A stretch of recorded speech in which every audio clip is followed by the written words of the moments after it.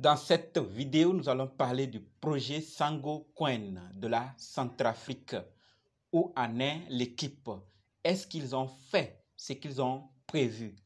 Nous allons parler des nouvelles concernant ce projet. Alors, si vous êtes intéressé, continuez. OK? Salut! Ici, c'est la chaîne Crypto, Monnaie et Investissement. Et sur cette chaîne, nous parlons de deux thèmes, les crypto-monnaies en général et quelques business en particulier. Alors, si ces deux thèmes vous intéressent, n'hésitez pas à cliquer sur s'abonner, activer la cloche de notification pour ne rien rater sur toutes les vidéos d'urgence. Et prenez place, car il y a de la place pour tout le monde, y compris vous, quelle que soit votre position géographique. OK?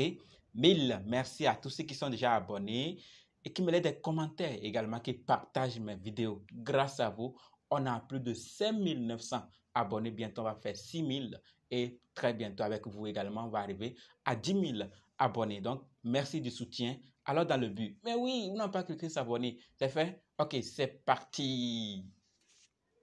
Voilà, comme dit, nous allons parler de Sango Coin. Quelles sont les nouvelles? Qu'est-il arrivé? Qu'est-ce qu'on doit savoir? Avant d'en parler, sachez que la formation, d'accord, pour analyser, acheter, vendre les crypto-monnaies vous-même, contenu, on a 6 modules qu'on va faire ensemble. Alors, si vous êtes intéressé, préparez juste un budget plutôt de 20 000 francs CFA ou 35 $ ou 30 euros et dites, je veux ta formation. OK? On commence avec Sango Coin. Vous vous rappelez très bien que la dernière fois, d'accord, on avait officiellement annoncé, d'accord, qu'on va lancer Sango Coin le 3 juillet 2022, n'est-ce pas? Ceci va permettre de créer un hub dédié aux crypto-monnaies, n'est-ce pas? Et là aussi, le président avait un mois dit et il disait que l'avenir de la République centrafricaine est entre les mains de sa jeunesse.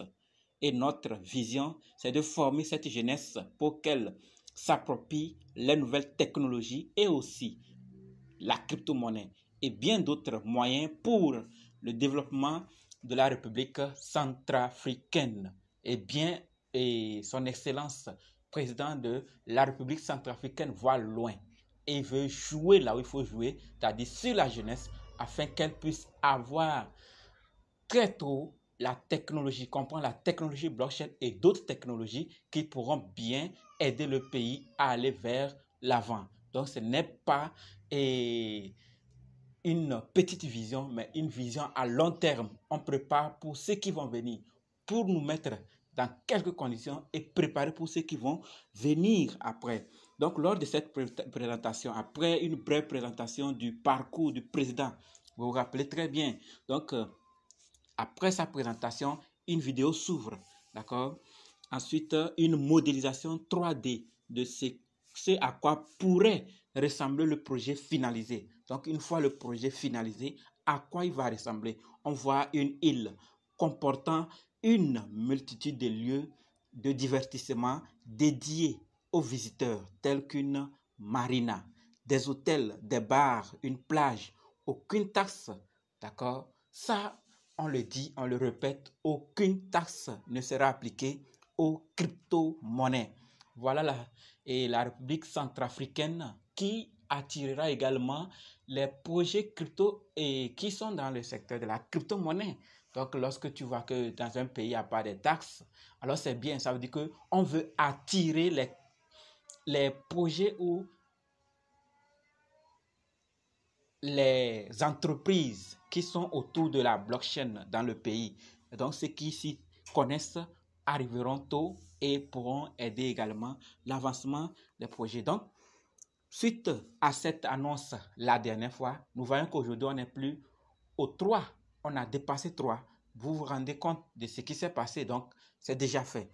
Donc, et suite à cela, sachant que Sango Coin devient le premier crypto hub africain à fiscalité nulle suite à cela. Et comme je le disais, 3 juillet est arrivé et voilà, Sango Coin est lancé. Donc après le Bitcoin, ils ont adopté le Bitcoin. chose qui n'est pas facile. Deuxième pays au monde et premier en Afrique. Avec toutes les pressions qui tournent autour de cette adoption, son Excellence et tous ceux qui travaillent avec lui continuent, voient toujours loin et sont en train de mettre les voies et moyens. Donc, en adoptant la voie de la blockchain. Donc, après l'adoption du Bitcoin, la tokenisation des ressources minières. On a tokenisé les ressources minières, la famille, la blockchain, ceux qui vont s'adapter, ceux qui vont s'y prendre, auront le contrôle sur tout et tout sera fiable. Je parle bien des pays qui ne font pas ou ne prêtent pas attention à l'arrivée de cette technologie. Elle vient de naître, d'accord? Elle n'a même pas encore fait quelque chose. Donc, c'est le moment de s'en approprier, de former sa jeunesse et afin qu'on puisse également, d'accord, être dans les rangs des meilleurs avec le temps en termes de cette technologie. Et c'est ça. Et la République centrafricaine comprend déjà. Donc, après la tokenisation des ressources minières, puisqu'il y a beaucoup de ressources minières dans le pays, et donc ils ont tokenisé ça. Après cela, la Centrafrique présente maintenant sa nouvelle crypto, le Sango Coin. L'objectif, c'est de faire grandir l'économie du pays avec les crypto-monnaies. Avec les crypto-monnaies. Et cela, le Bitcoin ne sera plus la seule crypto-monnaie à cours légal en Centrafrique. Le Sango Coin sera crypto-monnaie reconnue par l'État et cette économie basée sur les crypto-monnaies est alors alimentée ou sera alimentée par les investisseurs privés et soutenue par le Bitcoin. Donc vous voyez que ça va beaucoup aider. Oui, ça va aider parce que regardez un peu le Salvador depuis qu'il a adopté. Qu'est-ce qui s'est passé? Même en ces temps de perte, la population de Salvador sait quand même où le président de Salvador ne cesse de motiver les gens sur la patience. On en a déjà parlé dans une des vidéos où il demandait aux gens, aux nouveaux, aux anciens, ou ceux qui ont peur d'adopter la patience. Et ça, la vidéo n'est pas passée sur cette chaîne, je devais en parler, mais il n'y a pas eu des choses. Plusieurs banquiers et d'autres acteurs se sont rendus au Salvador pour apprendre plus, d'accord, sur l'adoption de la crypto-monnaie. Lorsqu'ils ont adopté, qu'est-ce qu'ils ont eu, comment, tout ça, ils ont appris. Et la Centrafrique maintenant se porte numéro 1 en Afrique qui a adopté le Bitcoin. Et regardez seulement, c'est le temps qui va confirmer ce qui se passe, ok? Pour certains, ils voient de la négativité, que non, ça ne va pas marcher. Mais c'est l'avenir qui va nous le dire, ok? Et quand quelqu'un a de la vision, il compte quand même sur certaines choses. Il met quand même le paquet pour y arriver. À l'impossible, il tombe sur la terre, ou en visant le soleil, à l'impossible, il tombe sur la lune. Donc, ce n'est pas mal un projet à encourager. Et suite à ça, le président, vous vous rappelez, Faustin Archange Touadéra, il avait dit, avec Bitcoin comme Legal Tender, monnaie légale et inspiration, notre pays ouvre un nouveau chapitre dans son voyage vers un milieu à venir via la blockchain. Donc la famille, le projet Sango Coin vient après le Bitcoin, deux monnaies légales en Centrafrique, et donc il y a de quoi à dire. La Centrafrique veut aller loin et ils sont en train d'adopter les moyens nécessaires pour y arriver. Ils ont commencé, on les regarde et l'avenir confirme. Donc la famille, au-delà de ça, sachez qu'il y a plusieurs qui illustrent certaines raisons pour lesquelles ils pensent que le Sango Coin ou adoption de la crypto-monnaie serait une erreur ou va échouer avec le temps, ou du moins ne va pas bien fonctionner. Pourquoi? Il relève plusieurs difficultés. Donc, difficultés économiques du pays, d'accord? Son instabilité politique, ça peut faire que ça ne va pas bien marcher. Également, l'accès limité à Internet pour une grande partie de la population. Voilà quelques-unes des raisons que certains suggèrent que ça ne va pas marcher. Tout compte fait, le projet est lancé. Ils avaient dit le 3 juillet, le projet est lancé.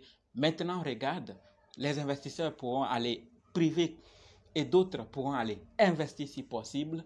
Et ensemble, on va voir ce que l'avenir va nous réserver. Après l'adoption du Bitcoin, on voit déjà quelques changements. Après la tokenisation des mines, il y aura peut-être après la tokenisation des terrains, tout l'espace. Pourquoi pas? Alors comme ça, tout ira bien parce que la blockchain, on ne parle pas uniquement des tokens de côté crypto-monnaie ou de côté pièce projet. Non, on peut l'utiliser dans plusieurs secteurs de la vie. D'accord? On peut l'utiliser à l'hôpital, on peut l'utiliser au champ, dans l'agriculture, partout. Donc la blockchain n'est pas seulement ce que vous pensez que non, il faut aller sur... Non, on l'utilise également dans certains secteurs. Donc le pays qui va premier dans ce secteur et se développe et investit beaucoup sur sa jeunesse, je vous dis, avec le temps, va gagner en avance sur les autres. Donc c'est la vision que le professeur ou le président de la République centrafricaine voit et il se met en première place. Voilà tout ce que j'avais pour la vidéo.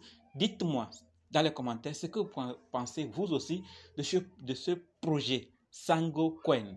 Est-ce qu'il va bien avancer ou avec les difficultés ou d'autres difficultés que vous avez, ça ne va pas bien marcher? Dites-moi ça dans les commentaires. On va maintenant se donner rendez-vous dans d'autres vidéos dans les commentaires. N'oubliez pas de nous rejoindre sur Telegram, WhatsApp, Facebook. Les liens sont dans la description. Merci.